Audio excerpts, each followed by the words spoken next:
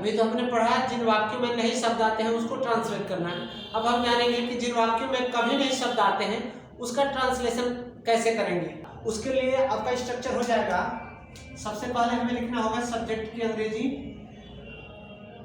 उसके बाद नेवर लिखेंगे, सब्जेक्ट के जस्ट बाद हम नेवर लिखते हैं। उसके बाद जैसा हम अफर्मेटिव सेंटेंस में कर रहे थे कि अगर सब्जेक्ट सिंगुलर हो तो पांचवें फॉर्म का प्रयोग कर रहे थे और सब्जेक्ट प्लूरल हो तो पहले फॉर्म का प्रयोग कर रहे थे, वैसे ही इसमें करेंगे। उसके बाद ऑब्जेक्ट लिखेंगे और अंत में अदर लिख देंगे, मीन्स शेष वाक्य लिख देंगे।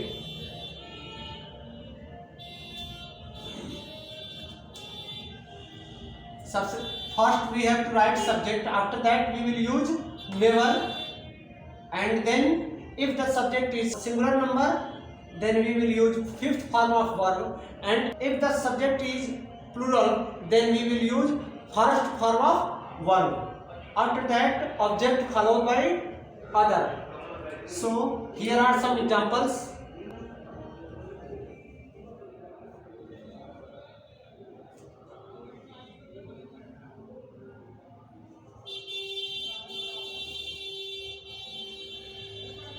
अंजलि कभी आम तोड़ने का प्रयास नहीं करती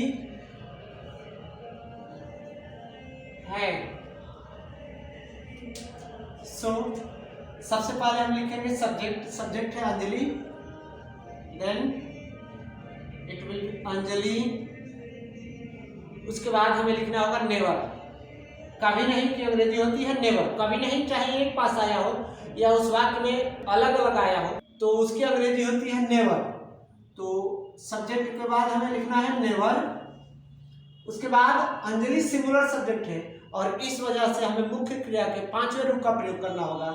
इस वाक्य में दो क्रियाएं हैं, एक है तोड़ना और दूसरा है प्रयास करना। प्रयास करने बाद में आया है और इसलिए प्रयास करना मुख्य क्रिया है और हमें इसके पांचवें रूप का प्रयोग करना होगा। प्रयास करना ट्राई होता है तो ट्राई का ट्राइज हो जाता है, लास्ट में वाई को हटा करके IES लगा देते हैं, ये आप लोग पढ़े होंगे। उसके बाद जो एक और सेकेंडरी वर्ब है तोड़ना, तो उसके पहले टू लगा करके और हम लिख देते हैं ट्राई टू क्रैक, ऑब्जेक्ट हो जाएगा आम। तो Anjali never try to crack a mango. देखिए इसका ट्रांसलेशन करने के लिए सबसे पहले हमने लिखा सब्जेक्ट की अंग्रेजी, सब्जेक्ट है अंजलि तो हमने अंजलि लिख दिया। उसके बाद नेवर, कभी नहीं की अंग्रेजी नेवर, तो कभी नहीं आया है तो कभी नहीं की अंग्रेजी हमने नेवर लिख दिया। सब्जेक्ट एक वचन है, सिंगुलर है, इसलिए हमने क्या किया कि पांचवें क्रिया, मुख्य क्रिया के पांचवें फॉर्म का प्रयोग किया। मुख्य क्रिया प्रयास करना, तो प्रयास करना का ट्राई होता है, ट्राई का पांचवा फॉर्म ट्राइज हो जाएगा। उसके बाद एक और क्रिया तोड़ना है, टू लगा करके तोड़ना की अंग्रेजी हमने लिख दिया। उसके बाद ऑब्जेक्ट है आम तो a mango. First of all we have to write subject, subject is beauty, show beauty. After that never, never, then beauty is, and beauty is a singular subject, so we have to write first form, fifth form of verb, साफ करना is the verb, so cleans, then object अपना कमरा, her room, ending and full stop। सबसे पहले हमें लिखना है subject, subject है ब्यूटी तो हमने ब्यूटी लिख दिया। उसके बाद नेवर लिख दिया, फिर ब्यूटी एक वचन है इसलिए हमने मुख्य क्रिया के पांचवें रूप, मुख्य क्रिया साफ करना है तो पांचवा रूप क्लींस हो जाएगा। उसके बाद ऑब्जेक्ट है अपना कमरा तो हर ब्यूटी के लिए अपना का अंग्रेजी हो जाएगा हर, और कमरा का रूम। अंत में हमने फुल स्टॉप लगा दिया। एक और एग्जांपल है, वे लोग मेरे दादाजी का इंतजार कभी नहीं करते हैं। So the translation will be subject वे लोग, so they never, they is a plural subject, so we will use first form of verb. First form is wait, इंतजार करना, so wait, and with wait as a verb we use for as a preposition, so wait for object will be मेरे दादाजी, then my grandfather,